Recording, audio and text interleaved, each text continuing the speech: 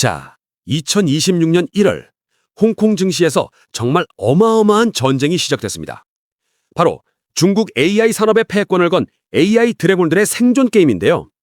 오늘 이 자본이라는 아주 냉정한 심판대에 오른 거대 기업들의 운명, 저와 함께 한번 제대로 파헤쳐 보시죠.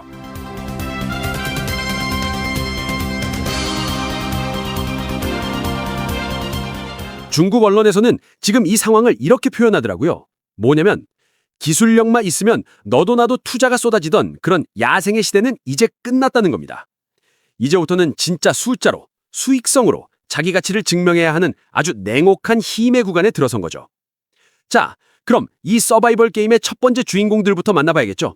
바로 2026년 1월 딱 일주일 간격으로 홍콩 증시에 나란히 입성한 두 마리의 용, 지프 AI, 그러니까 ZIPU AI와 미니맥스입니다. 이들의 등장이 바로 AI 전쟁의 2라운드를 알리는 신호탄이었던 셈이에요. 그래서 그 결과가 어땠을까요? 한번 보시죠.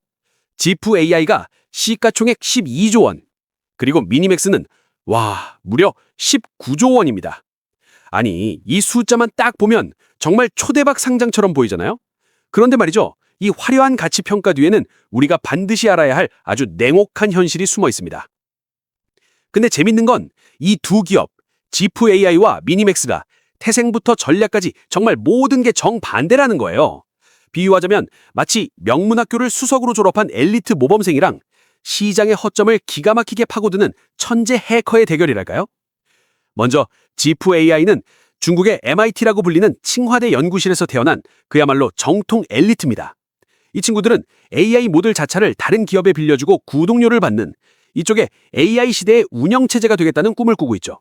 이걸 마스, 그러니까 서비스형 모델이라고 부릅니다. 반면에 미니맥스는 처음부터 완전 달랐어요.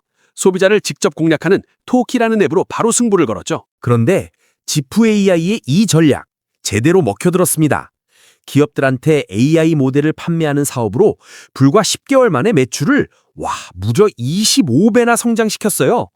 여기서 특히 주목할 점은요, 그 매출의 3분의 1 이상이 중국 정부나 국영기업 같은 아주 안정적인 공공부문에서 나왔다는 겁니다.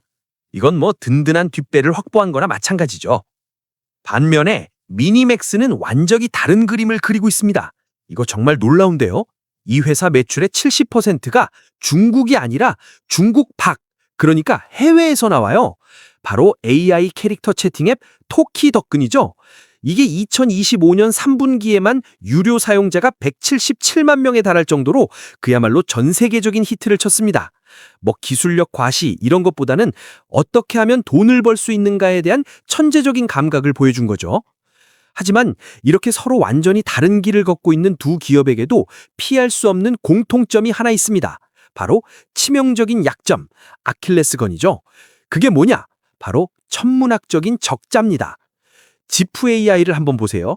매출 1위환을 벌기 위해서 연구개발에 무려 8위환을 쏟아부었습니다. 이런 벌자고 8환을 쓴 격이에요. 이건 엄청난 출혈 경쟁이죠. AI 모델 개발에 얼마나 막대한 비용이 들어가는지 정말 단적으로 보여주는 숫자입니다. 미니맥스라고 다를까요? 아닙니다. 상장하기 전까지 쌓인 누적 적자만 해도 무려 3조 원이 넘습니다. 결국 상장은 끝이 아니었던 거죠. 이제부터가 진짜 생존을 증명해야 하는 게임의 시적인 셈입니다. 자, 이렇게 먼저 상장한 두 기업이 시장의 냉정한 평가를 받으면서 고군분투하는 동안 아직 물 위로 나오지 않은 나머지 4마리의 용들은 과연 뭘 하고 있었을까요? 가만히 있을 리가 없죠. 이들은 아주 조용히 하지만 훨씬 더 날카롭게 자신들만의 무기를 갈고 있었습니다. 남아있는 4기업은요, 각자 생존 전략이 완전히 다릅니다. 문샷 AI는 그냥 압도적인 현금으로 밀어붙이고요. Zero One Things AI는 B2B 시장으로 피봇, 즉 방향을 틀었죠. 스테퍼는 영상 기술에 올인했고 바이촨 AI는 의료라는 아주 특정한 분야를 파고들었습니다. 먼저 문샷 AI부터 볼까요? 이 회사의 전략은 아주 단순하고 또 강력합니다. 현금이 왕이다, 이겁니다. 알리바바와 텐센트 같은 거물들한테 막대한 투자를 받아서요, 손에 쥐고 있는 현금만 100억 위안, 우리 돈으로 약 2조 원입니다. 이 회사의 키미 챗봇은 이미 중국에서 엄청난 인기를 끌고 있거든요. 그러니까 이 현금으로 시간을 벌면서 시장이 정리되기를 기다리는 아주 영리한 전략을 쓰고 있는 거죠. 다음은 AI 분야의 살아있는 전설, 리카이프가 이끄는 지로 원팅스 AI입니다. 이들은 정말 영리한 선택을 했어요. 모두가 피 터지게 싸우는 소비자 시장, 이 레드오션 대신에 확실하게 돈이 되는 기업용 시장으로 방향을 딱 튼 겁니다. 유통이나 물류 기업에 특화된 AI 솔루션을 팔면서 안정적인 수익 기반부터 다지는 그야말로 생존형 피벗 전략인 거죠. 스테퍼는 좀 더 독특합니다. 여기는 텍스트가 아니라 이미지와 영상 생성 능력, 그러니까 멀티모달 기술에 모든 걸 걸었습니다. 특히 엔터테인먼트나 게임 산업이 어마어마하게 큰 중국 시장에서 영상 AI로 승부를 보겠다는 아주 명확한 목표를 가지고 텐센트와 손을 잡았죠. 자, 마지막으로 바이천 AI입니다. 여기는 의료 특화라는 한 우물만 파고 있어요.